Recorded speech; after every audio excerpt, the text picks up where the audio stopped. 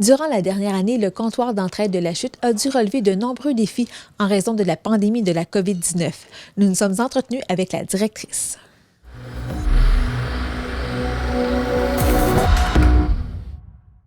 Ici, c'est ici que les clients arrivent. Donc, on a Armand ici qui les accueille. L'entrée des clients fait partie des nombreux changements apportés au comptoir d'entraide de la Chute depuis 1 an, comme le décrit la directrice. On a été fermés pendant une bonne période, de mars au mois de mai, au début mi-mai l'année dernière, en 2020. Puis on a dû mettre en place des mesures sanitaires qui sont exigées par la santé publique et le gouvernement provincial. Alors, c'est sûr que le port du masque est obligatoire.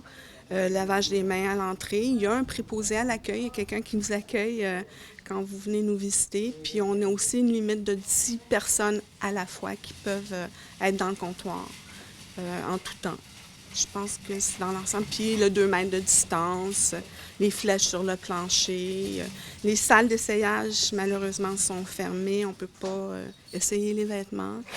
Parce qu'à chaque fois que les gens essaient des vêtements, il faudrait comme désinfecter la cabine d'essayage, puis on n'a pas les ressources humaines pour faire ça. Fait que ça aussi, c'est un gros changement. La boutique que les gens adorent, qui était ouverte 3 demi-journées par semaine, est maintenant ouverte seulement qu'une demi-journée par semaine, et ce sont les samedis. Les heures d'ouverture ont été modifiées aussi parce qu'on a plein de protocoles sanitaires à respecter. Donc, nous, on rentre travailler, on fait nos heures la semaine, mais on est ouvert au public de 9h30 à 16h du mardi au samedi. Auparavant, on était ouvert 6 jours semaine, on baisse à 5 jours semaine, entre autres à cause de tous les protocoles sanitaires, mais aussi à cause du manque de ressources humaines. Il y a moins d'employés sur le plancher, donc oui. Combien de moins et pourquoi? Il y a une baisse de revenus évidente, comme beaucoup de commerces. Hein. On est un commerce, mais un commerce communautaire, en fait. Puis les revenus sont à la baisse, au moins, on dirait 30 là, par rapport à l'année dernière. Donc, il a fallu mettre à pied certains employés, mais aussi tout l'aspect... On a des bénévoles aussi. Ça fait des années qu'on fonctionne avec des bénévoles. Mais nos bénévoles étant un petit peu plus âgés avec la pandémie, ils ne se sentent pas à l'aise de venir. Puis, il faut aussi respecter le nombre de personnes, tout le temps le 2 mètres. Dans les ateliers de travail, on les a quand même aménagés pour qu'il y ait une distance avec des plexiglas, tout ça. Mais on peut accommoder un certain nombre de personnes. Donc, puis, c'est ça, les craintes des gens de venir dans un endroit là, qui est public, ça explique ça. La même chose pour des gens qui sont sur des mesures d'insertion socio-professionnelle, les gens ont dû quitter par crainte là, de la pandémie. Je sais pas qu'est-ce qu'on ferait sans toi, hein? Daniel? Oui. Honnêtement, là, 1000 fois merci. Hein? Danielle Lisotte est désormais la seule bénévole régulière du comptoir d'entraide de la Chute qui en comptait 15 avant la pandémie. Mon histoire me remonte de loin parce que j'ai été employée de Centraide Laurentide. Je travaillais au bureau. J'ai pris ma retraite il y a 2 ans. Puis... j'aimais le comptoir, c'est des amis, c'est presque une petite famille, là. Puis, étant donné qu'on ne peut pas tellement se promener et aller voir notre famille, bien moi, c'est l'occasion de faire mon bénévolat, c'est de sortir, de voir un peu de monde. Je suis souvent seule dans ce coin-ci, mais je veux dire, il y a des gens qui circulent autour. Je vais porter le linge sur les racks, fait que je rencontre des gens, je parle un peu. On garde toujours notre distance. Il faut être très prudent parce que, je veux dire, on n'est pas là pour rendre des gens malades. Fait qu'ici, on a un questionnaire. Quand je rentre, j'ai mon questionnaire et pose mes questions pour la COVID. Fait que je trouve que c'est très bien parce que ça permet de me rassurer que les autres aussi, ils travaillent ici puis ils sont pas affectés. Première étape, la personne reçoit le sac et c'est le tri initial. C'est un pré-triage. Il existe désormais un horaire pour apporter les biens dont l'on veut se départir et ils sont automatiquement mis en quarantaine durant 48 heures. On demande aux gens de venir nous porter leurs dons durant nos heures d'ouverture. On a fermé le stationnement. On ferme le stationnement là, les fins de semaine, les 2 journées où on n'est pas ouvert, pour empêcher des dépôt sauvage. Les gens venaient quand on était fermé, puis déposent n'importe quoi à l'extérieur, comme si on dirait une dompe. Ou les gens de bonne volonté viennent porter des choses, mais on n'est pas ici pour venir les chercher, donc ça reste à l'extérieur. Plein de gens fouillent là-dedans et ça devient inutilisable. C'est pas C'est pas sanitaire aussi. C'est ça, au niveau de l'hygiène, on ne peut pas. Donc, il faut s'en débarrasser. Puis ça crée d'autres coûts pour nous autres parce que ce sont des pertes. C'est des déchets, on ne peut pas les réutiliser. Là, le printemps s'en vient. Là. Les gens vont commencer à faire du ménage. Puis en plus, ils sont peut-être un petit peu plus confinés à la maison. Ils sont plus à l'intérieur. Donc, ils veulent faire des changements. On ne pourra pas... gérer le volume qu'on avait auparavant pour toutes sortes de raisons, parce qu'il faut mettre les choses en quarantaine. Donc, c'est pour ça qu'on demande, quand les gens ont des meubles, par exemple, qu'ils veulent nous donner, on ne fait plus de cueillette ni de livraison pour le moment, depuis le mois de mai. Donc, s'ils veulent nous donner des meubles, ils peuvent appeler, ils peuvent nous les amener, mais moi, je leur suggérais fortement d'appeler avant de venir, puis de demander à parler à Diane. À ce moment-là, Diane va leur dire exactement qu'est-ce qu'on accepte, puis qu'est-ce qu'on n'accepte pas. Est-ce que vous pourriez nous en nommer? Bien, je dirais les gros meubles, pour le moment, c'est pas possible.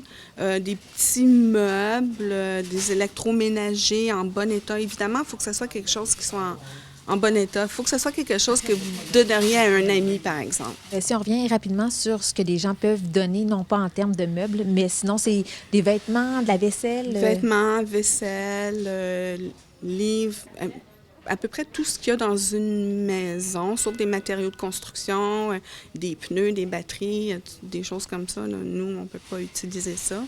Mais pour autant que ce soit utilisable, parce que nous, ici, on ne fait pas du recyclage ou de la récupération, on fait ce qu'on appelle dans les 3 R, du réemploi. Donc, il faut que ça soit quelque chose, je répète, le meilleur exemple, qu'on donnerait à un ami. Une paire de chaussures trouées, là, on ne peut pas faire grand-chose avec ça, là, fait que ça prend des poubelles. Donc, il faut que les chaussures soient en bon état, surtout des chaussures, hein.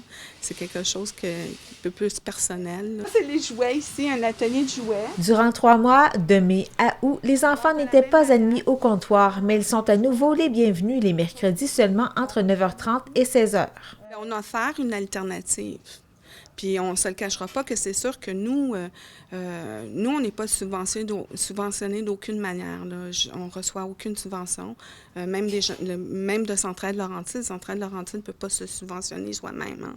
Donc, la seule source de revenus qu'on a pour continuer à opérer puis à offrir le service à la communauté, c'est les dons que les gens nous font et c'est les ventes qu'on fait. Puis déjà, avec la pandémie, puis toutes les mesures sanitaires, les restrictions, les revenus sont à la baisse. Donc, les enfants, c'est pas nécessairement eux qui dépensent. C'est pas les enfants qui sont ciblés en tant que tels. Je pense qu'au deuxième confinement, même, on disait au début, le gouvernement disait, un membre par famille, hein, dans les commerces, c'est ça. C'est pas un enfant ou un mari, un conjoint, un ci, un ça. Là. Vous avez trouvé un compromis. Oui, on veut s'adapter, on souhaite s'adapter. Là. Puis il y a quand même une bonne réponse là, les mercredis. Là. Puis ça fait son chemin, hein, mais c'est comme... Puis on comprend les gens, hein, je veux dire, c'est une frustration après une autre là, durant la dernière année. C'est sûr qu'au début, c'était un petit peu épeurant, là, tu sais, donc c'est quand même un comptoir où est-ce que, tu sais, mais c'est pas grave, moi j'arrive, j'ai mis dans un sac, j'ai lave rendu à la maison, je fais attention. Cette femme fait partie de la clientèle qui est restée fidèle au comptoir d'entraide de la Chute malgré les 2 confinements qui ont exigé la fermeture temporaire du lieu. C'est un service essentiel. On aurait dû quand même être ouvert durant, un peu comme les banques alimentaires, parce que notre clientèle, une majeure partie de la clientèle, c'est une clientèle qui est dans le besoin. C'est pas tout le monde qui a des cartes de crédit qui peut aller acheter en ligne. Quand tu as besoin d'un manteau d'hiver, puis tu n'as pas de carte de crédit, qu'est-ce que tu fais? Là? Donc, c'est primordial, à mon avis, là, qu'un endroit comme ici soit ouvert. Là. Est-ce que vous avez fait une demande en ce sens envers le gouvernement, envers peut-être la députée Je pense qu'il faudrait provinciale? qu'on soit comme un regroupement hein, de ce genre d'endroits ici, comme les ressourceries, pour faire des pressions là, à ce niveau-là. Là. Mais dans mon esprit, si jamais ça se présente encore, oui, c'est sûr que on devra le souligner, là, que c'est important. Là. La dernière année ne fut pas de tout repos pour la directrice du comptoir d'entraide de la Chute qui a dû composer avec des comportements inappropriés de certains clients. On n'est pas des travailleurs comme un peu des travailleurs essentiels, là, mais on n'est pas des gens qui travaillent dans les hôpitaux. Là. Mais c'est quand même, on est dans le public. Je pense qu'il y a beaucoup de gens qui ne se rendent pas compte, qui travaillent en ligne beaucoup, qui font du télétravail, ne se rendent pas compte que c'est difficile de travailler dans le public depuis le mois de mai dernier, avec toutes les mesures sanitaires qu'on doit appliquer, puis comment je pourrais dire, les frustrations que ça crée chez les gens. Des fois, on devient leur bouc émissaire, puis ils permettent de faire des commentaires qui sont plutôt pas appropriés. C'est sûr que c'est difficile, mais je dois avouer que j'ai une équipe qui est super résiliente. Vraiment, là, je leur lève mon chapeau. Là.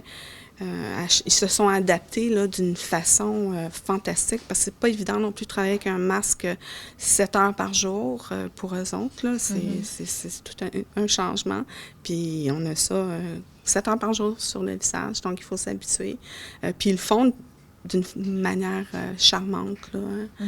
Puis nos clients réguliers nous le disent aussi. C'est sûr qu'il y a des commentaires négatifs, mais il y a beaucoup de gens qui ont été super contents qu'on soit réouvert, puis qu'on les accueille. Puis beaucoup de gens nous félicitent aussi pour la rigueur qu'on a dans les mesures sanitaires. Ils se sentent en sécurité ici. Je me suis fait dire ça aussi. Merci d'être rigoureux, puis de vraiment avoir à cœur notre santé. Beaucoup de personnes âgées aussi, je dirais, hein, depuis le début de la pandémie, surtout durant le temps des fêtes, là, j'ai remarqué, parce que compte tenu du fait qu'on manque beaucoup de ressources humaines, je suis souvent à la caisse, donc ça me permet de voir les clients, tout ça, mais les personnes âgées à faible revenu, on n'en parle pas beaucoup, hein, mais il y en a beaucoup dans Argenteuil qui ont besoin d'un endroit comme ici. Puis là, ils venaient s'acheter toutes sortes de petites choses pour Noël. Là, après les fêtes, c'est plus tranquille. Mais ce deuxième confinement-là, c'est plus difficile. S'il vous plaît, amenez-nous des choses qui fonctionnent. Le comptoir d'entraide de la Chute est ouvert du mardi au samedi de 9h30 à 16h et la boutique le samedi seulement de midi à 16h. Les méthodes de paiement acceptées sont l'argent comptant et la carte de débit avec tout achat de 3 $ et plus.